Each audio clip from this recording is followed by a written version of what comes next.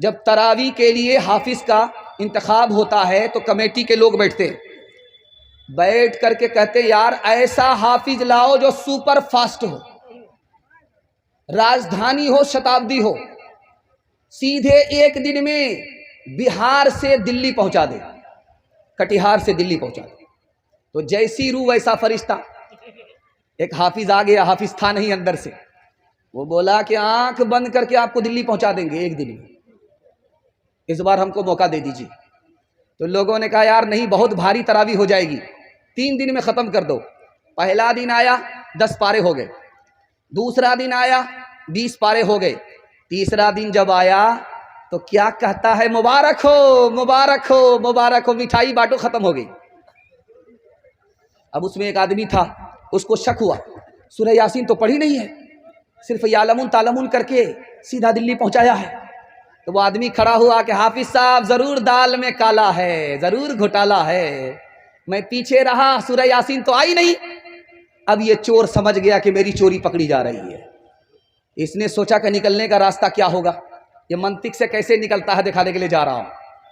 کہتا آپ بالکل صحیح کہہ رہے ہیں، میں نے جان بوجھ کر کے سورہ یاسین چھوڑ دیا تھا، یہ مردہ پر پڑھی جاتی ہے، زندہ پر نہیں پڑھی جاتی ہے، اگر میں پڑھ دیتا تو پیچھے آپ لوگ زندہ نہیں رہتے، سب مر جاتے۔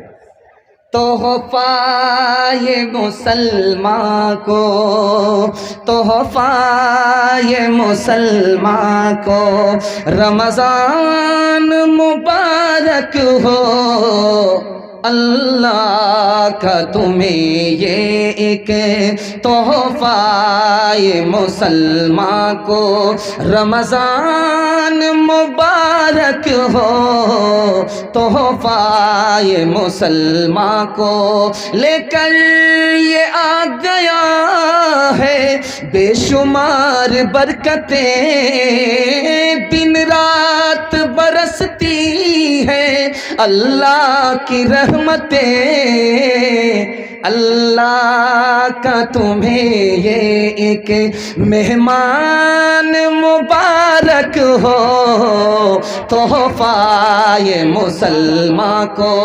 رمضان مبارک ہو، تحفہ یہ مسلمان کو، کر لوں میں زبان نظروں کی حفاظت، کر لوں میں عبادت اور قرآن کی تلاوت، پڑھتے ہیں تراویح ہم، پڑھتے ہیں تراویح ہم، قرآن مبارک ہو، تحفہ یہ مسلمان کو، رمضان مبارک ہو، اللہ کا تمہیں یہ ایک مہمان مبارک ہو، اللہ کا تمہیں یہ ایک۔ انشاءاللہ 20 دن میں تراویح پڑھ کر کے چھٹی کر لیں گے، ہاتھ اٹھائیے، انشاءاللہ بالکل صحیح جا رہا ہے۔ یہ دیکھیں، ایک آدمی تھا، بیوی بال بچے سے کہتا تھا میں روزے سے ہوں، پھلوری بنا لو، پکوڑی بنا لو، یہ بنا لو، وہ بنا لو۔ اب بیوی حیرت میں ہے کہ فرمائش کتنی کر رہا ہے، روزہ رکھتا بھی ہے کہ نہیں، تو گھوٹالا کرتا تھا، گھر والے کو بتا تھا کہ میں روزے سے ہوں لیکن روزہ رکھتا نہیں تھا۔ جب اس کو بھوک لگتی تھی، پیاس لگتی تھی، لنگی لے کر کے دریا میں جاتا تھا، ڈبکی مارتا تھا، منہ کھول کر کے جی بھر کے پانی پی لیتا تھا، اوپر آ کر کے دسترخوان پر بیٹھ جاتا تھا، فرمائشی پکوڑی کھا رہا ہے، فرمائشی پوڑی کھا رہا ہے، 99 دن چور کے 1 دن کوتوال کا۔ جیسے ہی بھوک لگی، پیاس لگی، دریا میں آ کر کے ڈبکی ماری، منہ کھولا، ٹنگڑوں مچھلی منہ میں گھس گئی، ایک کانٹا اوپر، دوسرا کانٹا نیچے، منہ با دیا۔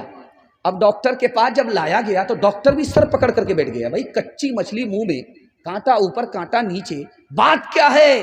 تب سمجھ میں آیا کہ اوپر سے پھیٹ پھاٹ تھا، نیچے سے مقامہ گھاٹ تھا۔ اور ایک تماشا دکھانے کے لیے جا رہا ہوں، آپ کو سن کر کے بڑی حیرت ہوگی۔ ایک آدمی 24 گھنٹہ عبادت میں رہتا ہے، رمضان کے مہینے میں۔ وہ کون آدمی ہے جانتے ہیں آپ؟ روزہ رکھنے والا؟ ایسا نہیں، جو اعتکاف میں بیٹھا ہوا ہے وہ 24 گھنٹہ عبادت میں رہتا ہے، سوئے گا پھر بھی عبادت میں، کھانا کھائے گا پھر بھی عبادت میں، یہاں تک کہ پیشاب کے لیے جائے، پخانے کے لیے جائے، تب بھی عبادت میں لکھا جاتا۔ لیکن جانتے ہیں اس اعتکاف کے لیے جوان کو فرصت نہیں ہے۔ جو سب سے ریٹائر بوڑھا ہوگا محلے میں، جو رات بھر بیڑی پھونکتے پھونکتے حکے کا بہانہ دل کا دھواں نکالتا رہتا ہے، اسی کو کرایہ کر کے بورو کر کے لایا جاتا ہے، بٹھایا جاتا ہے۔ آپ بیٹھ جائیے، آپ کے پاس دنیا بھر کا ٹائم ہے۔ وہ بوڑھا جو اپنا بوجھ نہیں اٹھا سکتا، وہ پورے محلے کا بوجھ اٹھانے کے لیے کھڑا ہوا ہے۔ مسلمانوں نے اعتکاف کا جنازہ اٹھا دیا، اعتکاف کا تماشا کر دیا، اس لیے رمضان ملنے کے بعد بھی حالت نہیں بدلتی ہے۔ تیسری بات بتانے کے لیے جا رہا ہوں، رمضان میں تراویح کتنے دن میں ہوئی؟ 10 دن میں۔ رمضان میں تراویح کتنے دن میں ہوئی؟ 15 دن میں۔ تراویح ختم ہو گئی، لوگوں نے تراویح ختم کو کیا سمجھا کہ تراویح اب ختم، تراویح سے چھٹی۔ تراویح کے ختم ہونے کا مطلب تھا کہ قرآن ختم ہوا، قرآن مکمل ہوا، یہ مطلب تھا۔ تراویح تو چاند سے شروع ہوتی ہے، چاند پر ختم ہوتی ہے۔ اب 15 دن میں تراویح ختم، قرآن ختم ہوا، تراویح ختم سمجھ لیا۔ 10 دن میں قرآن ختم ہوا، ختم تراویح سمجھ لیا۔ اب لیلۃ القدر آ رہی ہے 20 کے بعد، اب مسجد میں کوئی نظر ہی نہیں آ رہا ہے۔ 83 سال کی رات آئی اور چلی گئی، یہ سوتا ہی رہ گیا، دھوبی کا گدھا، نہ گھر کا رہا نہ گھاٹ کا رہا۔ اللہ نے کہا روزہ میرے لیے، نماز بھی اللہ کے لیے، زکوٰۃ بھی اللہ کے لیے۔ پھر اللہ نے روزے کے لیے کیوں فرمایا روزہ میرے لیے؟ اس کا 3 مطلب ہے، میں آپ کو بتانے کے لیے جا رہا ہوں۔ جب آدمی روزہ رکھتا ہے تو کھاتا نہیں ہے، جب آدمی روزہ رکھتا ہے تو پانی پیتا نہیں ہے، جب آدمی روزہ رکھتا ہے بیوی سے مطلب نہیں رکھتا، اور یہی کام اللہ کا ہے، کھانے سے مطلب نہیں، پانی سے مطلب نہیں، بیوی سے مطلب نہیں۔ خدا کا بندہ جب روزے میں ہوتا ہے تو وہ خدا کی نقل اتارتا ہے، اس لیے اللہ نے فرمایا روزہ میرے لیے ہے۔ دوسری وجہ، جب کوئی بھی خدا کا بندہ روزہ رکھتا ہے تو روزہ رکھنے میں مزہ ہی نہیں آتا، مزہ کرکرا جاتا ہے۔ ہر کام کرنے میں مزہ آتا ہے، قرآن کی تلاوت کرنے میں مزہ آتا ہے، نعت پڑھنے میں مزہ آتا ہے، تراویح سننے میں مزہ آتا ہے، لیکن ایک کام ہے جس کو کرنے میں مزہ ہی کرکرا جاتا ہے، بھوکا رہنا پڑتا ہے، پیاسا رہنا پڑتا ہے۔ تو جس کام میں مزہ نہیں آتا وہ کام اللہ کے لیے ہوتا، اس میں ریا نہیں ہوتی، دکھاوا نہیں ہوتا، اس لیے اللہ نے فرمایا روزہ میرے لیے۔ آپ کا دل بہت مضبوط ہوگا، جو نمونہ آپ کی خدمت میں لے کر کے آ رہا ہوں۔ روزہ بندہ رکھتا ہے، اس کا بدلہ کیا ہے؟ کسی نے نماز پڑھی، اس کا بدلہ جنت ہے۔ کسی نے زکوٰۃ دی، اس کا بدلہ جنت ہے۔ کسی نے حج کیا، اس کا بدلہ جنت ہے۔ لیکن اگر کسی نے روزہ رکھا، اس کا بدلہ کیا ہے؟ خود خدا ہے، جنت دینے والا خدا ہے، اس لیے اللہ نے فرمایا روزہ میرے لیے۔ اب میں آپ کو بتانے کے لیے جا رہا ہوں روزہ کون آدمی نہیں رکھتا۔ جو آدمی بے شرم اور بے حیا ہے وہ روزہ نہیں رکھتا۔ جانتے ہیں کیا کہتا ہے؟ اللہ کو بھوکا مار کر کے کیا ملتا؟ روزہ تو وہ رکھے جس کے گھر میں دانا نہیں ہے۔ یہ آدمی بے شرم ہے، اس کا ایمان چلا گیا۔ جانتے ہیں روزہ کون نہیں رکھتا؟ جو ہمت ہار کر کے بیٹھ گیا، 15 گھنٹے کا روزہ ہوگا، میرے باپ سے نہیں ہوگا۔ اگر روزہ رکھنا مشکل کام ہے تو بتائیے انصاف سے 7 سال کا بچہ کیسے روزہ رکھ لیتا؟ 7 سال کی بچی روزہ کیسے رکھ لیتی ہے؟ مطلب صاف ہے، ہمت کرے تو روزہ رکھنا بچے کے لیے بھی آسان۔ بچے کا باپ ہمت ہار گیا، اس لیے روزہ رکھنا مشکل ہے۔ اور ایک آدمی بڑا ہوشیار ہوتا ہے، جب شعبان کا مہینہ ختم ہونے والا ہوتا ہے، ایک پوٹری دوائی لے کر کے بیٹھ جاتا ہے۔ ادھر سے سمجھی آئے کیا کیجئے گا، میں تو بیمار ہوں، روزہ رکھنا چاہتا تھا لیکن شوگر ہے، پریشر ہے، یہ ہے وہ ہے، سارا دھوکہ دنیا سے چلے گا، اللہ کو کوئی دھوکہ دے نہیں سکتا۔ دوسرا پیغام آپ کی خدمت میں دنیا اور آخرت کے حوالے سے لے کر کے آ رہا ہوں، اور 2-3 منٹ میں گزر جائے گا، اور بہت دھیان سے آپ سن لیں گے، میں کامیاب ہو جاؤں گا۔ آپ کا اتنا اچھا جلسہ ہے کہ دل خوش ہو جاتا ہے، اور دل سے دعا نکلتی ہے اللہ آپ کی ہر مشکل کو آسان فرمائے۔ دھیان سے سنیے گا، بہت جلدی سے نکل جائے گا۔ ایک بہت بڑے عالم تھے، ان کا نام تھا مرزا مظہر جانے جانا۔ اورنگزیب رحمۃ اللہ علیہ کے دور کے عالم تھے، کرائے کے مکان میں رہتے تھے، اپنا مکان نہیں تھا۔ پوچھا کہ حضرت کرائے کے مکان میں رہتے ہو، اپنا مکان نہیں، تو کہنے لگے کہ موت کے بعد اپنا مکان کرایہ کا مکان دونوں برابر ہو جاتا ہے، دونوں سے نکلنا پڑتا۔ دوسری مثال آ رہی ہے، بہت دھیان سے اس کو سنیے گا۔ ایک آدمی مکنہا کے بالکل نکڑ پر کھڑا تھا، اس سے کسی نے پوچھا کہ جلسہ کہاں ہو رہا ہے، آبادی کہاں ہے، جلسہ کہاں ہو رہا ہے؟ تو اس نے کہا کہ سیدھا آپ دایاں لیجئے، دایاں سے بایاں لیجئے اور آگے آبادی ہی ہے۔ تو وہ جیسے ہی دایاں لے کر کے بایاں گیا، سامنے دیکھا تو قبرستان ہے۔ سر پکڑ کر کے بیٹھ گیا کہ یہ کیسا بے وقوف آدمی ہے۔ میں نے بستی پوچھا، آبادی پوچھا، مکان پوچھا، کہاں لوگ رہتے ہیں، جلسہ وہاں سننے کے لیے جانا تھا، یہ ہمیں قبرستان بھیج رہا ہے، زندگی میں قبرستان بھیج رہا ہے۔ وہ پلٹ کر کے آیا کہ تم کتنے بڑے بے وقوف آدمی ہو، آنے والے مہمان کو دھوکہ دیتے ہو۔ میں نے تمہیں پوچھا تھا کہ جلسہ کہاں ہے، آبادی کہاں ہے، تو نے مجھے قبرستان بھیج دیا۔ کہ میں نے غلط جگہ نہیں بھیجا، آبادی وہی ہے، میں نے وہاں سب کو پہنچتے ہوئے دیکھا ہے، لیکن وہاں سے کسی کو کہیں جاتے ہوئے نہیں دیکھا ہے، آبادی تو اسی کا نام ہے۔ تیسرا نمونہ آپ کی خدمت میں لے کر کے آ رہا ہوں۔ آدمی مکان 4 مقصد سے بناتا ہے، 3 مقصد تو غلط ہے، 1 مقصد صحیح ہے۔ 3 مقصد صحیح ہے، 1 مقصد غلط ہے۔ پہلا مقصد کیا ہے؟ مکان بنائیں گے سر چھپانے کی جگہ مل جائے گی، یہ مقصد صحیح ہے۔ مکان بنایا ہے سردی گرمی سے بچ جائیں گے، یہ مقصد بھی صحیح ہے۔ مکان بنایا ہے دل کو سکون ملے گا، دل سے تکلیف نکل جائے گی، یہ مقصد بھی صحیح ہے۔ مکان بنایا ہے کہ دوسرا تعریف کرے، مکان بنانے پر بھی گنہگار ہوگا۔ ہر مکان کے اندر 2 عیب ہے۔ جتنا خوبصورت مکان آپ بنا لیجئے، خدا کے واسطے اس کو دھیان سے سنیے گا، آپ کی ترقی کو کوئی روک نہیں سکے گا۔ دنیا کا سب سے بدترین پیسہ وہ ہے جو مکان میں لگتا ہے۔ مکان میں آپ زیادہ پیسہ مت لگائیے، گارا مٹی میں جو پیسہ چلا گیا وہ پانی میں چلا گیا۔ تجارت میں پیسہ لگاتے تو مال کو کھینچتا، پیسے کو کھینچتا۔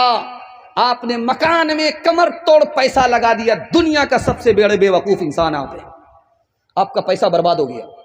ضرورت سے زیادہ پیسہ مکان میں مت لگائیے، اللہ کے رسول کی زبان نے کہا ہے وہ بہت برا پیسہ ہے جو مکان میں لگ جاتا ہے۔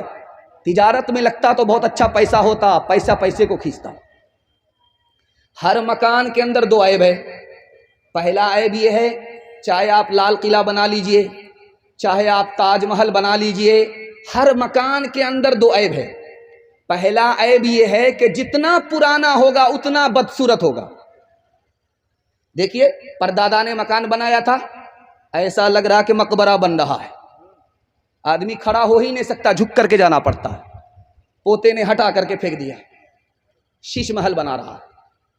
اس لیے اپنے لیے تو مکان بنائیے، پوتے کے لیے مت مکان بنائیے، کیونکہ پوتا آپ کے مکان کو پسند نہیں کرے گا، وہ مکان خراب ہو جائے گا، بدصورت ہو جائے گا۔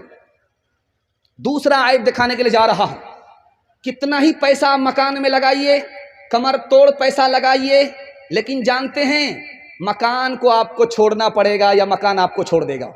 دوسرا عیب ہے، مکان بنانا ہے تو پہلے پیسہ وہاں بھیج دیجئے، مرنے میں آپ کو ڈر نہیں لگے گا۔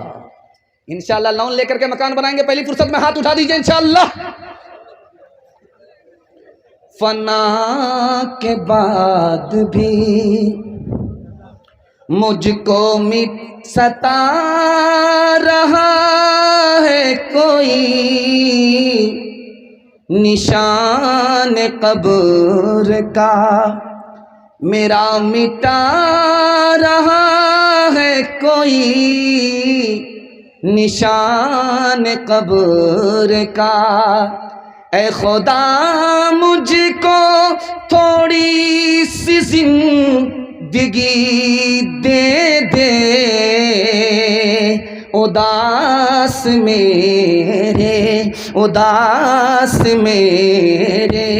جنازے سے جا رہا ہے کوئی، اداس میرے اندھیری رات رات کو تاریک اور سناٹے، قمر کی قبر پہ، قمر کی قبر پہ آنسو بہا رہا ہے کوئی، فنا کے بعد بھی۔ تیسرا پیغام بہت بیداری کے ماحول میں آپ کی خدمت میں لے کر کے آ رہا ہوں۔ آپ نے دل خوش کر دیا کہ جس ماحول میں آپ سن رہے ہیں اسی ماحول میں آپ کا ضمیر زندہ ہے۔ اللہ آپ کے ضمیر کو زندہ فرمائے۔ سننے کے لیے تیار ہے؟ دونوں ہاتھ اٹھا دیجئے انشاءاللہ۔ سن کر کے آپ کا دل بہت مضبوط ہوگا۔ خدا کتنا مہربان اپنے بندے پر ہے آپ اندازہ نہیں لگا سکتے۔ خدا کے 3 نام ہیں۔ پہلا نام ہے غافر۔ غافر کہتے ہیں تھوڑا معاف کرنے والا۔ بندہ تھوڑا گناہ کرتا ہے، اللہ تھوڑا معاف کرتا ہے، اللہ کا کیا نام ہے؟ غافر۔ اور دوسرا نام اللہ کا ہے غفور۔ بندہ بہت گناہ کرتا ہے، اللہ بہت معاف کرتا ہے، اللہ کا نام غفور ہے۔ اللہ کا تیسرا نام ہے غفار۔ بندہ حد سے زیادہ گناہ کر رہا ہے، اللہ حد سے زیادہ معاف کرتا ہے، اللہ کا نام غفار ہے۔ اللہ کا ریکارڈ آپ کو سنانے کے لیے جا رہا ہوں، آپ یقین نہیں کریں گے۔ 99 آدمی کے قتل کرنے والے کو بھی اللہ نے معاف کر دیا۔ ہر روز ہر رات لڑکی سے زنا کرتا تھا، اللہ نے اسے بھی معاف کر دیا۔ موت سے ٹھیک 1 رات پہلے اللہ نے اسے بھی معاف کر دیا۔ بچی پیدا ہوتی تھی، اس کو زندہ زمین میں گاڑ دیا کرتا تھا، اللہ نے اس پر احسان فرمایا، اسلام کی دولت سے مالا مال فرمایا۔ دنیا کا کتنا ہی بڑا آپ گناہ کیجئے، اللہ آپ پر 4 مہربانی جاری رکھے گا۔ پہلی مہربانی، آپ گناہ کرتے رہیں گے وہ آپ کے اوپر پردہ ڈالتا رہے گا۔ آپ گناہ کرتے رہیں گے وہ آپ کو پکڑے گا نہیں، آپ کی روزی کو جاری رکھے گا، چھینے گا نہیں، آپ کی صحت کو باقی رکھے گا، مٹائے گا نہیں۔ کتنا بڑا مہربان۔ اور سن کر کے آپ کو حیرت ہوگی، یہ پیسہ آ رہا تھا، شاعر شعر پڑھ رہا تھا، پیسہ آ رہا تھا۔ یہ پیسہ آپ اگر دوسرے سے مانگیں گے تو آپ کو ڈر لگے گا۔ جانتے کیا ڈر لگے گا؟ یار تھوڑا مانگیں گے دے گا، زیادہ مانگیں گے دے گا کہ نہیں دے گا۔ لیکن اللہ سے زیادہ مانگ لیجئے، تھوڑا مانگ لیجئے، ڈرنے کی کوئی بات ہی نہیں ہے۔ آپ جب کسی سے مانگیں گے تو آپ کو یہ ڈر رہے گا، یار 1 بار مانگیں گے تو دے گا، بار بار مانگیں گے نہیں دے گا۔ اللہ سے بار بار مانگیے، کوئی فرق نہیں پڑتا، وہ اور خوش ہوگا۔ تیسری بات دیکھیے، آپ دوسرے سے مانگیے، وہ آپ کا چہرہ دیکھے گا، اپنا آدمی ہے یا پرایا۔ اگر آپ کو پہچانتا ہے تو دے گا، نہیں پہچانتا ہے نہیں دے گا۔ اللہ سے مانگ کر کے آپ دیکھیے، کوئی فرق نہیں پڑتا، وہ اپنے کو بھی دیتا ہے، پرائے کو بھی نوازتا ہے۔ تھوڑی سی شان میں آپ نے بے ادبی کر لی، مانگنے کے لیے جس کے در پر آئے تھے وہ آپ کا دیا ہوا واپس لے لے گا، لیکن اللہ سے مانگیے، ان کی شان میں 1000 نافرمانی کیجئے، وہ دیا ہوا واپس نہیں لیتا ہے، اتنا بڑا مہربان ہے۔ حضرت عمر کی عدالت میں ایک چور کے لیے اعلان ہوا، اس کے ہاتھ کاٹ ڈالو تاکہ دوسرے کے مال کی حفاظت ہو، دوسرے کو نصیحت ہو۔ تو وہ گڑ گڑانے لگا، ہاتھ جوڑنے لگا کہ میری پہلی غلطی ہے، معاف کر دو۔ حضرت عمر نے کہا ایسا ہو ہی نہیں سکتا، پہلی غلطی پر خدا پکڑتا نہیں ہے، پردہ ڈالتا ہے۔ دوسری غلطی پر خدا پردہ ڈالتا ہے، پکڑتا نہیں ہے۔ تیسری غلطی پر خدا پردہ ڈالتا ہے، پکڑتا نہیں ہے۔ جب بندہ باز نہیں آتا تب پکڑا جاتا ہے۔ تحقیق ہوئی تو 100 مرتبہ کا چور نکلا۔ اور آپ کا دل بہت مضبوط ہوگا یہ سن کر کے کہ پورے مجمع میں سب سے زیادہ جلدی میں معاف کرنے والا کون انسان ہے؟ یہ مردوں کا پنڈال ہے، اسی کے برابر میں عورت کا پنڈال ہے۔ میں آپ سے ایک سوال کروں کہ اس میں معاف کرنے والا کون بندہ بیٹھا ہے؟ اس پنڈال میں معاف کرنے والی کون ہے؟ تو اس کا جواب ایک ہی لائن میں ہے، سب سے زیادہ جلدی میں اس پنڈال میں اگر کوئی معاف کرنے والا ہے تو بیٹے کا باپ ہے۔ بیٹے کی غلطی کو سب سے جلدی میں معاف کرتا ہے۔ اور اس پنڈال میں ماں ہے، اپنے بیٹے کے قصور کو جلدی میں معاف کرتی ہے۔ جانتے ہیں ماں بیٹے سے ناراض ہے، بات نہیں کر رہی ہے، لیکن جب عین کھانے کا وقت آتا ہے تو ماں بیٹی سے کہتی ہے بیٹی دیکھو تمہارے بھائی نے کھانا کھایا کہ نہیں کھایا، کیا کلیجہ ہے۔ ناراض تو ہے لیکن دل سے ناراض نہیں ہے۔ اب بیٹا دوڑا دوڑا آیا، ماں کے پیر پکڑا، منہ کھول کر کے معافی مانگی، ماں نے معاف کر دیا۔ اور جانتے ہیں ماں سے بھی زیادہ جلدی میں کون معاف کرتا ہے؟ خدا معاف کرتا ہے۔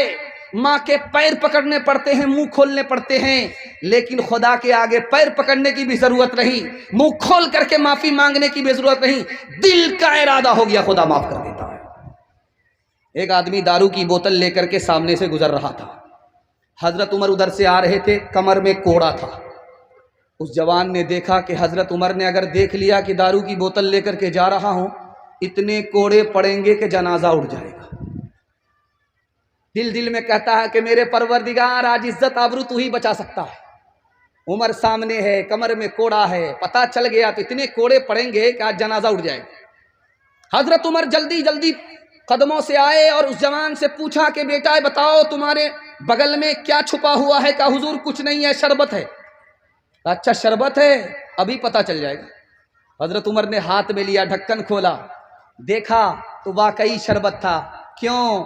جوان کی توبہ قبول ہو چکی تھی، اللہ نے شراب کو شربت بنا دیا۔ گناہوں پہ ہوں شرمندہ، الہی در گزر کر دے، بڑا مجرم ہوں میں تیرا، الہی در گزر کر دے۔ خطا کوئی نہیں چھوڑی، کوئی سیاہ نہیں چھوڑا، خطا کوئی نہیں چھوڑی، کوئی سیاہ نہیں چھوڑا، بس اب کرتا ہوں میں توبہ، الہی در گزر کر دے، بڑا مجرم ہوں میں تیرا، الہی در گزر کر دے۔ کھلونا ہاتھ کا اپنے بنا رکھا ہے شیطان نے، بنا رکھا ہے شیطان نے، بنا لے اپنا تو بندہ، الہی در گزر کر دے، بڑا مجرم ہوں میں تیرا، الہی در گزر کر دے۔ انشاءاللہ جیتے جی بیٹے پر، مصیبت میں موت کے بعد خدا پر بھروسہ کریں گے، ہاتھ اٹھائیے انشاءاللہ۔ یہ دیکھیے اب انصاف سے بتائیے ان لوگوں کے ساتھ کیا کیا جائے۔ یہ کنیا کے بھی ماموں ہیں، دلہا کے بھی ماموں۔ یہ 2020 کا میچ دیکھ رہے ہیں، 50 ادھر ہیں 50 ادھر ہیں۔ دھیان سے سنیے گا، آپ جس حال میں بھی سن رہے ہیں آپ میرا دل خوش کر رہے ہیں۔ دایاں بایاں آپ کا امتحان ہوتا رہے گا، اس سے کوئی فرق پڑنے والا نہیں ہے۔ میں آپ کو شرمندہ نہیں کرنا چاہ رہا ہوں، بلکہ میں آپ کے دماغ کو ٹٹولتا ہوں کہ آپ دماغ سے سن رہے ہیں کہ نہیں، پیغام کی حفاظت کر رہے ہیں یا پیغام کو ضائع کر رہے ہیں۔ آپ جس حال میں بھی سننے، بہت اچھا سننے، میں آپ کی جگہ بیٹھتا، اچانک میں مجھ سے سوال ہوتا، میں بھی پھنس جاتا۔ گھبرانے کی کوئی بات نہیں، آپ جس طرح بھی سن رہے بہت اچھا سن رہے ہیں۔ اللہ اس محبت کو سلامت رکھے۔ آپ کے گھر میں جتنی بھی پریشانی ہو، میری دعا ہے اللہ آپ کی پریشانی کو اس جلسے کی برکت سے دور فرمائے۔ چوتھا پیغام سیرت کے حوالے سے سنا رہا ہوں، سننے کے لیے یہاں سے لے کر کے وہاں تک تیار ہے؟ دونوں ہاتھ اٹھا دیجئے انشاءاللہ۔ شادی کے بعد داڑھی رکھیں گے؟ ہاتھ اٹھائیے انشاءاللہ۔ خیر، داڑھی کے بعد جب داڑھی رکھنا، شادی کے بعد جب داڑھی رکھیے گا نا تو بیوی سب سے پہلے استرا چلائے گی، اور شادی سے پہلے رکھ لیجئے گا تو شادی کے بعد داڑھی باقی رہے گی۔ اس لیے آپ سے پوچھا گیا، دھیان سے سنیے گا، جب ٹھیک دوپہر کا وقت ہوتا ہے اور سورج سر پہ آتا ہے تو عرب کی زمین، مکہ کی زمین اتنی گرم ہوتی ہے جیسے چولہا گرم ہوتا ہے۔ چولہے میں اگر کوئی پیر رکھ دے تو پیر جل جاتا، اور خالی پیر اگر دوپہر میں مکہ مدینہ کی زمین میں کوئی رکھ دے تو پیر جل جاتا، پھوکا ہو جاتا ہے، دانا نکل آتا ہے، آبلہ نکل آتا ہے۔ لیکن اسی ہندوستان کا عاشق تھا، دعا کیجئے اللہ ان کی قبر کو نور سے بھر دے، اس عاشق کا نام تھا حضرت نانوتوی، اللہ ان کے درجات کو بلند فرمائے۔ مکہ کے دوپہر میں، مدینہ کے دوپہر میں ننگے پیر سڑک سے چل رہے ہیں، پیر سے دانا نکل گیا، پھوکا نکل گیا، پیر پھٹ پھٹ کر کے رسنے لگا، اس کے باوجود بھی کوئی پرواہ نہیں ہے، بغیر جوتے کے، بغیر چپل کے سڑکوں سے گزر رہے ہیں۔ پوچھنے والے نے کہا کہ جوتا تو پہن لیتے، کہا ڈر لگتا ہے کہ جوتا پہن لوں اور کہیں وہاں قدم نہ پڑ جائے جہاں کسی زمانے میں نبی کے قدم پڑے تھے۔ جب مکہ سے مدینہ سے لوگ آتے ہیں ہندوستان تو تسبیح دیتے ہیں، یہ تو فرق ہی، ٹارچ دیتے ہیں، یہ ٹارچ بڑی اچھی ہے، اس کو رکھ لیجئے، تسبیح دیتے ہیں، رکھ لیجئے، تو آدمی دیکھتا ہے، یوں دیکھتا ہے، یار مدینہ تو نہیں لکھا ہوا ہے، چائنا لکھا ہوا ہے، میڈ ان چائنا، تیری کے، یہ کہہ رہے ہیں تسبیح مدینہ کی ہے لیکن چائنا کی بنی ہوئی ہے۔ تو حضرت گنگوہی دعا کیجئے اللہ ان کی قبر کو نور سے بھر دے، کوئی لے کر کے آیا تسبیح، اس میں لکھا ہوا ہے میڈ ان چائنا، کہ چائنا کی تسبیح ہے یہ، لیکن لیتے ہی ہونٹ سے لگاتے تھے، آنکھوں سے لگاتے تھے، ہونٹ سے چومتے تھے۔ لوگوں نے کہا کہ حضرت یہ تو چائنا کی بنی ہوئی تسبیح ہے، مدینہ کو کہا جا رہا ہے۔ کہنے لگے میں مانتا ہوں کہ اس کو بنایا گیا چائنا میں، چائنا سے یہ تسبیح بن کر کے مدینہ گئی، لیکن میں اس کو ہونٹوں سے اس لیے چوم رہا ہوں، آنکھوں سے اس لیے لگا رہا ہوں کہ اس میں مدینے کی ہوا لگی ہوئی ہے۔ ایک بہت بڑے عاشق تھے، دعا فرمائیے اللہ پوری ملت کی طرف سے ان کو جزائے خیر دے۔ انہوں نے پوری زندگی میں اللہ سے 3 دعا مانگی، 2 دعا قبول ہو گئی، 1 دعا قبول نہیں ہوئی۔ تو پوچھا گیا حضرت پوری زندگی میں اتنا بڑا محدث حضرت خلیل احمد سہارنپوری، اتنا بڑا محدث، کیا دعا مانگی جو قبول ہو گئی، کیا دعا مانگی جو قبول نہیں ہوئی؟ تو حضرت نے فرمایا کہ میری 2 دعا قبول ہو گئی، میں نے اللہ سے دعا مانگی کہ عرب میں اسلامی حکومت ہو، حکومت ہو گئی۔ میں نے دعا مانگی میری حدیث کی کتاب ہے، ابو داؤد کی شرح ہے، بذل المجہود نام ہے، مکمل ہو جائے، اللہ نے مکمل کرا دیا۔ اب ایک آخری دعا ہے، وہ میں مانگ رہا ہوں، مجھے یقین ہے اللہ کی ذات سے امید ہے یہ دعا بھی قبول ہو جائے گی۔ کہ حضرت وہ کیا دعا ہے؟ کہ دعا یہ ہے میں پیدا تو ہندوستان میں ہوا ہوں، اللہ جنت البقیع میں دفن ہونا لکھ دے۔ آخری بات آپ کی خدمت میں لے کر کے آ رہا ہوں، آپ جب فضائل اعمال مسجد میں دیکھتے ہیں اس کو ادب سے اٹھایا کیجئے، آنکھوں سے لگایا کیجئے، ہونٹوں سے چوما کیجئے۔ بہت بڑے عاشق رسول کی کتاب ہے، آپ کو اندازہ نہیں ہے، ایک نمونہ آپ کی خدمت میں لے کر کے آ رہا ہوں۔ دنیا میں سب سے زیادہ حدیث میں اردو زبان میں چھپنے والی کتاب، مختلف زبان میں چھپنے والی کتاب اگر کوئی ہے تو فضائل اعمال ہے۔ کتنا بڑا عاشق تھا، ان کی کتاب کو اللہ نے پوری دنیا میں ایسے عام تام کر دیا۔ اس عاشق کا ایک نمونہ آپ کی خدمت میں لے کر کے آ رہا ہوں۔ اس کتاب پر اگر دھول پڑی ہوئی رہے اس کو صاف کیجئے، اس کو مٹائیے، ہونٹوں سے چومیے، آنکھوں سے لگائیے۔ کتنا بڑا عاشق تھا میں آپ کو دکھانے کے لیے جا رہا ہوں۔ جب مدینہ آتے تھے ان کے لیے چٹائی بچھائی جاتی تھی۔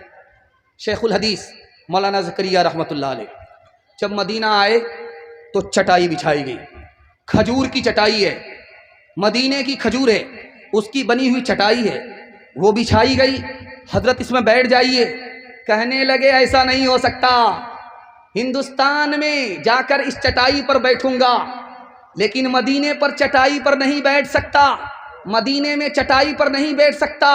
کیوں؟ میں مدینے کا کتا ہوں، میرے لیے مدینے کی زمین ہی مناسب ہے۔ اتنے بڑے عاشق کی وہ کتاب ہے، بہت ادب سے اٹھائیے گا، اللہ آپ کے مقدر کو چمکا دے گا۔ دھیان سے سنیے گا، آخری نمونہ آپ کی خدمت میں۔ ہندوستان سے جو ہوا جاتی ہے مدینہ وہ ٹھنڈی ہوتی ہے، اور جو ہوا مدینے سے ہندوستان آتی ہے وہ گرم ہوتی ہے۔ کیوں؟ وجہ یہ ہے کہ پورب کی ہوا ٹھنڈی ہوتی ہے، پچھم کی ہوا گرم ہوتی ہے۔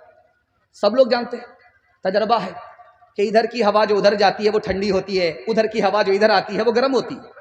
ایک غیر مسلم نے حضرت نانوتوی سے مذاق کیا، حضور آپ تو کہتے ہیں مدینہ مدینہ مدینہ مدینہ، مدینے سے آنے والی ہوا گرم، ہندوستان سے جانے والی ہوا ٹھنڈی، بات کیا ہے؟ تو حضرت نانوتوی نے ایسا جواب دیا کہ وہ آدمی لاجواب ہو گیا۔ دعا فرمائیے اللہ حضرت نانوتوی کے قبر کو نور سے بھر دے، ان کے درجات کو بلند فرمائے، جنت الفردوس میں ان کو اعلیٰ مقام عطا فرمائے۔ انہوں نے لکھا، ارے تمہیں پتہ نہیں ہے، یہ ہندوستان سے جو ہوا جاتی ہے مدینہ، وہ مارے خوشی میں جاتی ہے۔ نبی سے ملاقات کرنے کے لیے جا رہی ہوں، نبی کے شہر کو دیکھنے کے لیے جا رہی ہوں، نبی کے روزے پر سلام پڑھنے کے لیے جا رہی ہوں، مارے خوشی کے سر سے لے کر کے پیر تک ٹھنڈی ہو جاتی ہے۔ اور جو ہوا مدینے سے ہندوستان آتی ہے وہ گرم اس لیے ہوتی ہے، اس کو غم ہوتا، نبی سے جدا ہو رہی ہوں، نبی کے شہر سے جدا ہو رہی ہوں، خدا کے گھر سے جدا ہو رہی ہوں، خدا کے شہر سے جدا ہو رہی ہوں، مارے غم کے وہ گرم ہو جاتی ہے۔ یہ راز ہے، یہ ہوا ٹھنڈی ہے، وہ ہوا گرم ہے۔ انشاءاللہ سب کام پہلے ہوگا، حج عمرہ بعد میں کریں گے، ہاتھ اٹھائیے انشاءاللہ۔ تعظیم کی ہے جس نے محمد کے نام کی، خالق نے اس پہ آتش دوزخ حرام کی۔ تیرے مقام کا تو خدا ہی کو علم ہے، جنت تو ہے جگہ تیرے ادنا غلام کی۔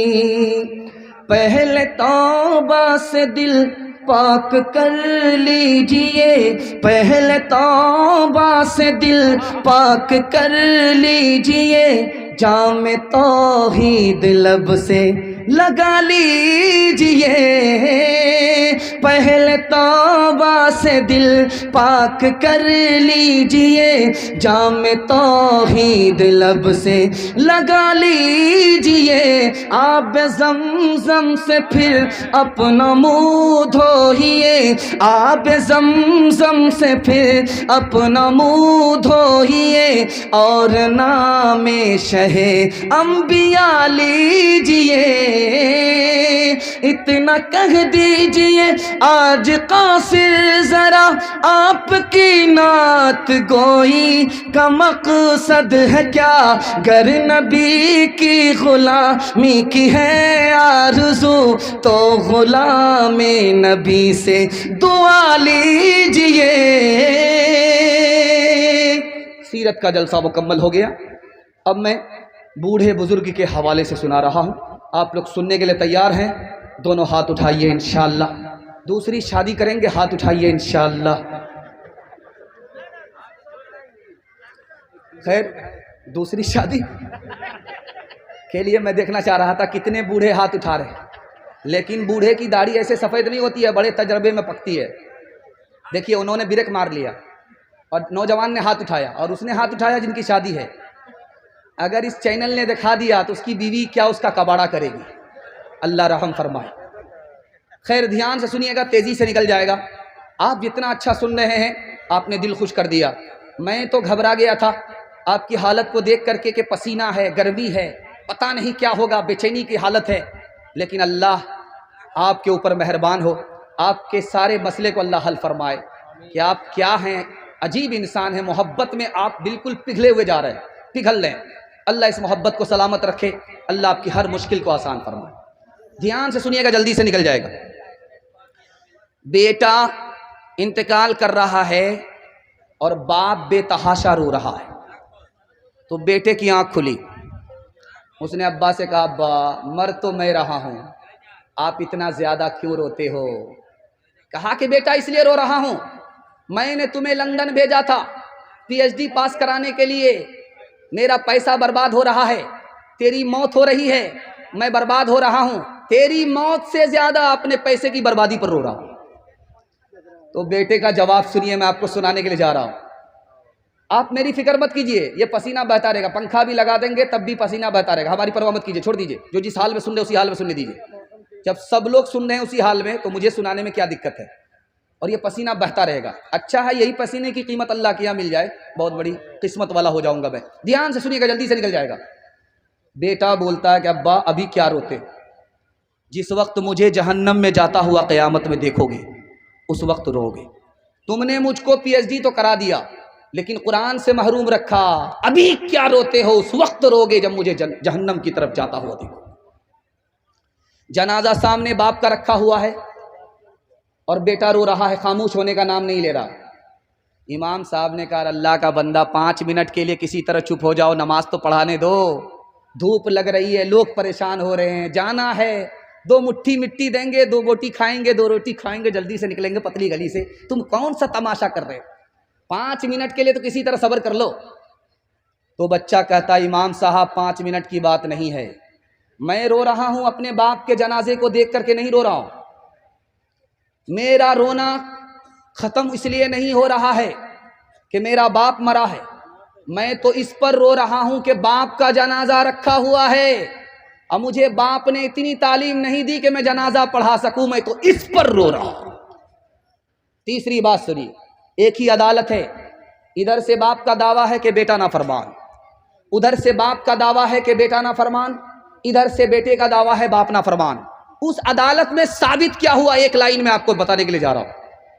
عمر کی عدالت ہے، ثابت یہ ہوا کہ بیٹا بھی نافرمان، باپ بھی نافرمان، لیکن بیٹے سے پہلے باپ نافرمان ہے، پیدا تو کیا، حرام کمایا، حرام کھلایا، لوٹ کر کے لایا، کوٹ کر کے کھایا، ببول بویا، اس لیے آم کاٹنے کو نہیں ملا۔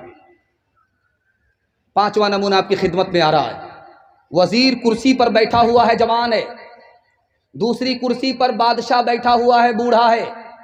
بوڑھے بادشاہ کو تمنا ہوئی کہ یہ جوان وزیر کتنا خوبصورت ہے، اس کا باپ کتنا ہونہار ہوگا، میں اس کے باپ کو دیکھنا چاہتا ہوں۔ تو بادشاہ نے وزیر سے کہا بیٹا تمہارا باپ کہاں ہے؟ کہا وہ سامنے میرا باپ کھڑا ہے۔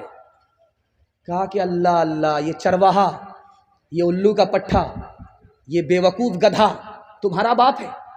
کہا حضور میرے باپ کو گدھا مت کہو، گدھا اور بے وقوف تو میرا دادا تھا، میرے باپ کو پڑھایا ہی نہیں، میرا باپ اگر بے وقوف ہوتا تو خود جاہل رہ کر کے مجھے پڑھا لکھا کر کے تمہارے برابر کی کرسی کا مالک نہیں بناتا۔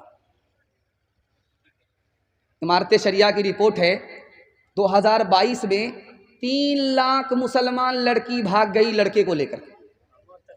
پہلے 5 سال 10 سال پہلے دستور یہ تھا لڑکا بھاگتا تھا لڑکی کو لے کر کے، چاہے ادھر سے بھاگے چاہے ادھر سے بھاگے، لیکن اب دستور بدل گیا 5 سال میں، اب لڑکی ہی لڑکے کو لے کر کے بھاگ رہی ہے۔ 3 لاکھ کی تعداد میں مسلمان لڑکی لڑکے کو لے کر کے بھاگ گئی۔ جانتے ہیں کیوں؟ 3 وجہ سے۔ مسلمان نے شادی کو تجارت بنا دیا، غریب کی لڑکی کے لیے ایسی تجارت مشکل، لڑکے کو لے کر کے بھاگ گئی۔ اور باپ نے اس اسکول میں اپنی بیٹی کا داخلہ کرا دیا جس میں لڑکے بھی پڑھائی کرتے ہیں، اس اسکول میں داخلہ کرانا تھا جس میں صرف لڑکی پڑھتی ہے، آنکھ بند کر کے لڑکی کا داخلہ اس اسکول میں کر دیا جس میں لڑکے بھی پڑھتے ہیں۔ عشق اور محبت کے چکر میں لڑکی بھاگ گئی۔ تیسری وجہ، باپ نے اسکرین ٹچ موبائل بیٹی کو خرید کر کے دے دیا، بیٹی کس سے بات کر رہی ہے، کہاں جا رہی ہے، کہاں سے آ رہی ہے، ماں باپ کو کوئی خبر نہیں، سونے گھر میں بکری سواسن لڑکی بھاگ گئی۔ ایمان الگ گیا، آبرو الگ گئی، جہاں گنہگار وہ لڑکی ہے، یہ سماج بھی قصوروار ہے، یہ ماں باپ بھی گنہگار ہے۔ ڈی جے کا ڈانس چل رہا تھا تو ایک آدمی بولا واہ رے لڑکی کیا ڈانس کیا، تو بغل کا ایک آدمی بولتا ہے وہ لڑکی نہیں ہے لڑکا ہے، تو یہ آدمی بولتا سوری میڈم مجھ سے بھول ہو گئی، کہا میں میڈم نہیں ہوں، اسی لڑکے کا باپ ہوں۔ کر سکا تو کیوں رہا اب کر کیوں پچھتائے، کر سکا تو کیوں رہا اب کر کیوں پچھتائے، بوئے پیڑ ببول کا، بوئے پیڑ ببول کا، اموا کہاں سے پائے، اموا کہاں سے پائے، پاتھے دن پاتھے گئے ہر سکیوں نہیں، پاتھے دن پاتھے گئے ہر سکیوں نہیں، اب پچھتائے ہو تو کیا، اب پچھتائے ہو تو کیا، جب چڑیا چگ گئی کھیت، چڑیا چگ گئی کھیت۔ انشاءاللہ ایک ہاتھ میں کرکٹ کا بلہ، دوسرے ہاتھ میں اسکرین ٹچ موبائل ہمارے بچے کے ہاتھ میں ہوگا, ہاتھ اٹھا دیجیے. انشاءاللہ بالکل صحیح جا رہا ہے, پھر بھی سٹپٹا رہے, بتائیے. خیر الحمدللہ, صرف 2 پیغام رہ گئے عورتوں کے حوالے سے, آپ کو سنانے کے لیے جا رہا ہوں. صرف 2 پیغام, پردے کے حوالے سے, تعلیم کے حوالے سے. عورت کو پردہ اور تعلیم کے حوالے سے 2 پیغام دینے کے لیے جا رہا ہوں. آپ لوگ سننے کے لیے یہاں سے لے کر کے وہاں تک تیار ہیں؟ ہاتھ اٹھائیے انشاءاللہ. بہن سے زیادہ سالی پر مہربان ہوں گے, ہاتھ اٹھائیے انشاءاللہ. یہ دیکھیے, اٹھا دیا پورا, دیکھیے چینل گواہ, دیکھ لیجیے. اچھا یہ زن مرید ہے بھی, زن مرید ہے. لوگ جب اس سے پوچھتے ہیں کہ تنویر ذکی تم اس مقام پر کیسے پہنچے, تو کہتا ہے اس میں میری بیوی کا ہاتھ ہے. جبکہ ماں بھی زندہ, انتقال کر گئی کچھ دن پہلے, اور باپ زندہ, ماں باپ کا نام نہیں لیا, بیوی کا نام لیا. اتنا ہوشیار ناظم ہے. اور کلکتہ کے جلسے والے سے کہہ رہا تھا میرا 2 ٹکٹ ہوگا. جلسہ والے نے کہا کہ کیوں صاحب, کوئی آپ کا خادم ہے؟ کہا خادم نہیں ہے, میری بیوی بھی ساتھ میں ہوگی. اتنا بڑا ہوشیار ہے. ڈبل کرایہ جلسے والے سے لیتا ہے. یہ ہائٹ کا چھوٹا ہے لیکن فائٹ کا بہت بڑا ہے. یہ جیب کٹا بھی ہے, لکڑ کٹا بھی ہے.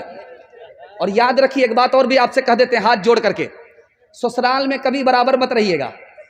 آئیے گا 9-2-11 ہو جائیے گا, کیونکہ سسرال میں رہنے والا داماد اور کتا دونوں برابر. دھیان سے سنیے گا, جلدی سے نکل جائے گا. بہت خوبصورت پیغام تعلیم کے حوالے سے آپ کو سنانے کے لیے جا رہا ہوں.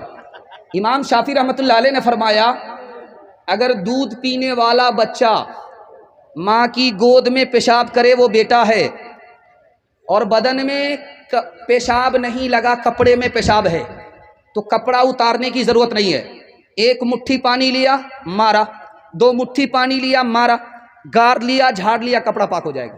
بیٹا اگر پیشاب کرے, دودھ پیتا بچہ, امام شافعی فرماتے.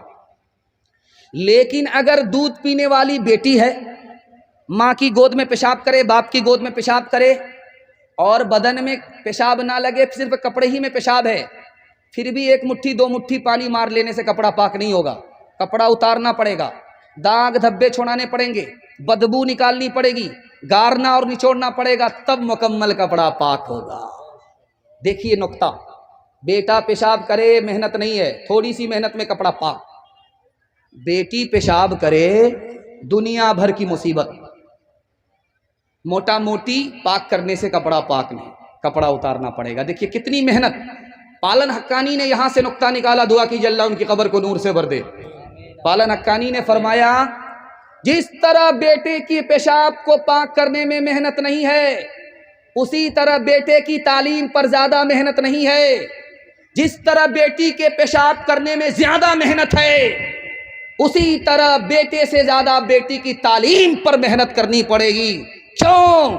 بیٹی 4 منزل میں پہنچتی ہے. پہلی منزل میں وہ بیٹی ہے, دوسری منزل میں وہ بیوی ہے, تیسری منزل میں وہ ماں ہے, چوتھی منزل میں وہ ساس ہے. جب آپ نے بیٹے سے زیادہ بیٹی کو تعلیم دی, یہی بیٹی آگے چل کر کے اچھی بیوی ہوگی, یہی بیٹی آگے چل کر کے اچھی ماں ہوگی, یہی بیٹی آگے چل کر کے اچھی ساس ہوگی. مرد پڑھتا ہے اکیلا مرد پڑھتا ہے, عورت پڑھتی ہے سارا خاندان پڑھتا ہے. ماں ادھر ہے, باپ ادھر ہے, بیچ میں بچہ کھڑا ہے. ماں مسلمان ہے, باپ مسلمان نہیں ہے. ماں کہہ رہی ہے بیٹا کلمہ پڑھ لے, میری طرح مسلمان ہو جا. باپ کہہ رہا بیٹا بھول سے کلمہ مت پڑھنا, جیسے میں مسلمان نہیں تم بھی مسلمان مت ہونا.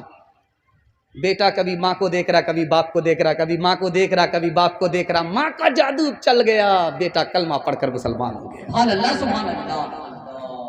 بیٹی کے پاس باپ آیا, بیٹی نے بستر سمیٹ لیا, یوں سمیٹ کر کے یوں ادھر رکھ دیا. تو باپ نے کہا کہ بیٹی میں آیا تمہارے گھر پہ, تم نے مجھے بیٹھنے کے لیے بستر نہیں سمیٹا, کھولا, تم نے سمیٹ دیا. یہ بتاؤ کہ یہ بستر میرے لائق نہیں ہے یا میں اس بستر کے لائق نہیں ہوں؟ کہا کہ ابا یہ رسول اللہ کا بستر ہے, آپ رسول اللہ کے دشمن ہو, اس بستر کے لائق آپ نہیں ہو, اس لیے سمیٹ کر کے ادھر رکھ دیا. باپ کے دل پر ایسی چوٹ پڑی, جو باپ اسلام کا دشمن تھا اسلام کو طلب کرنے لگا, اور طلب میں اللہ نے اسلام کی دولت سے بالا مال فرما دیا. تیسرا نمونہ آپ کی خدمت میں آ رہا, دھیان سے سنیے گا. جیسے ہی شادی ہوئی بیوی کا انتقال ہو گیا, کوئی کیلنڈر ہی نہیں چھپا. اب یہ سر پکڑ کر کے بیٹھ گیا کہ زندگی میں کبھی شادی نہیں کروں گا. بہن کو خبر ہوئی, جلدی جلدی آئی, کہا بھائی صاحب کیا ارادہ ہے؟ جوان ہو, اللہ نے ساتھ نہیں دیا زندگی, بیوی تمہاری گزر گئی, ساتھ نہیں دیا, لیکن تمہارا ارادہ کیا ہے, دوسری شادی کرو گے؟ تو کہا نہیں کروں گا. کہا نہیں, یہ غلطی مت کرنا, تم جوان ہو, دوسری شادی کر لو. تمہاری بہن کو پتا ہے, تمہیں مشورہ دے رہی ہے, بہن کے پاس تم سے زیادہ علم ہے, تم کو بتا رہی ہے دوسری شادی کرو, شوق سے کرو. اگر تم کو نیک اولاد ہوگی اور پھر وہ نیک کام کرے گی تو تمہاری اولاد کی ہر سانس کے بدلے تمہیں اللہ صدقہ جاریہ کا ثواب دے گا, صدقہ جاریہ عطا فرمائے گا. اب جس بھائی کا ارادہ بدل گیا, انہوں نے شادی کر لی. ایک آخری نمونے پر پیغام کو ختم کر رہا ہوں, آپ لوگ سننے کے لیے یہاں سے لے کر کے وہاں تک تیار ہے؟ دونوں ہاتھ اٹھائیے انشاءاللہ, دھیان سے سنیے گا, جلدی سے نکل جائے گا. ہارون رشید حجاج بن یوسف کا دربار ہے. ایک عورت روتی ہوئی آئی, فریاد کیا کہ میرے 3 آدمی کو تم نے گرفتار کیا ہے, میری فریاد ہے کہ تینوں کو چھوڑ دو. حجاج نے کہا میرے کٹر دشمن ہیں, میں تینوں کو چھوڑ نہیں سکتا, ایک کو چھوڑوں گا, 2 کو پھانسی پر چڑھا کر کے رہوں گا, میرا آخری فیصلہ ہے. تم کو 5 منٹ کا ٹائم دیا, جس کو چاہو چھوڑا لو, جن کو چاہو موت کے حوالے کر دو. اب اس عورت نے 5 منٹ میں فیصلہ لیا. کیا فیصلہ لیا آپ کو سن کر کے حیرت ہوگی. تاریخ میں بہن کا کتنا بڑا کردار ہے یہ دکھانے کے لیے جا رہا ہوں. ماں باپ کے مرنے کے بعد ہم اپنی بہن کو تنہا چھوڑ دیتے ہیں. بہن پر ستم کرنے والے, ہاتھ جوڑ کر کے میں آپ سے کہتا ہوں, آپ بہن پر ستم مت کیجیے, کرم کیجیے, اللہ آپ پر مہربان ہوگا. دھیان سے سنیے گا. اس بہن نے کہا اے حجاج, تم نے مجھے 5 منٹ کا ٹائم دیا ہے, ایک کو بچانا ہے, 2 کو موت کے حوالے کرنا ہے, میرے بھائی کو چھوڑ دو. بیٹے کو پھانسی ہو گئی, شوہر کو پھانسی ہو گئی. حجاج بن یوسف نے حیرت سے پوچھا اے عورت, تو نے بیٹے کو نہیں بچایا, بھائی کو بچایا, اس کا کیا راز ہے؟ تم نے بھائی کو بچایا, شوہر کو نہیں بچایا, اس کی کیا وجہ ہے؟ اس عورت کا جواب سنیے. اس نے کہا میں جوان ہوں, میری شادی ہو جائے گی, مجھ کو شوہر مل جائے گا, خدا مہربان ہوا مجھ کو بیٹا مل جائے گا, لیکن ماں باپ مر چکے ہیں, بھائی نہیں آئے گا. 2 مثال پر پیغام ختم کر رہا ہوں. اسکول ہے, اس میں بحالی چل رہی ہے, زنانہ اسکول ہے, لیڈیز کی بحالی چل رہی ہے. 7 لڑکی امتحان دینے کے لیے آئی. پہلا سوال پوچھا گیا کہ اسلام کے 5 رکن کیا ہیں, کسی نے جواب نہیں دیا. دوسرا سوال پوچھا یہ بتاؤ مسلمانوں کے 5 ملک کون کون سے ہیں, کسی نے جواب نہیں دیا. تیسرا سوال آیا بسم اللہ الرحمن الرحیم کا ترجمہ بتاؤ, کسی نے جواب نہیں دیا. چوتھا سوال آیا تم یہ بتاؤ کہ تسبیح میں 100 دانے کیوں ہوتے ہیں, اس کا بھی کسی نے جواب نہیں دیا. اور آخری سوال جس کا سب نے تسلی بخش جواب دیا, وہ کیا سوال تھا؟ فلمی 3 ہیرو کے نام بتاؤ, سب نے تسلی بخش جواب دیا. بادشاہ کی 4 بیوی تھی. بادشاہ کو معلوم کرنا تھا کہ پڑھی لکھی کون ہے, جاہل کون ہے. تو بادشاہ بیوی کے پاس آ کر کے کہتا ہے صبح ہو رہی ہے؟ کہا کہ ہاں ہو رہی. کہا کیسے پتا چلا؟ کہا منہ میں پان تھا, مزہ بدل گیا. بادشاہ بڑا خوش ہوا, پڑھی لکھی ہے. دوسری بیوی سے پوچھا کہ صبح ہو رہی؟ کہا ہاں ہو رہی. کہا کیسے پتا چلا؟ کہا لالٹین کی روشنی دھیمی پڑ گئی. بڑا خوش ہوا کہ پڑھی لکھی ہے. تیسری بیوی سے پوچھا کہ صبح ہو رہی؟ کہا ہاں ہو رہی ہے. کہا کیسے پتا چلا؟ ناک میں جو نت تھی وہ ٹھنڈی پڑ گئی. بادشاہ بڑا خوش ہوا. اب آیا 1 نمبر کی جاہل کے پاس, پڑھی لکھی نہیں. اس کے پاس آ کر کے پوچھتا ہے کہ صبح ہو رہی؟ کہا کیوں نہیں ہو رہی؟ کہا کیسے پتا چلا؟ کہ کیسے پتا نہیں چلے گا, جیسے پتا چلتا ہے پیشاب آ رہا ہے, پخانہ آ رہا ہے, اس سے برابر پتا چل رہا ہے. تعلیم عورتوں کو بھی دینی ضرور ہے, دینی ضرور ہے. لڑکی جو بے پڑھی ہو تو وہ بے شعور ہے, بے شعور ہے. اس نے معاشرت میں سراسر فطور ہے, اور اس میں والدین کا بے شک قصور ہے, بے شک قصور ہے.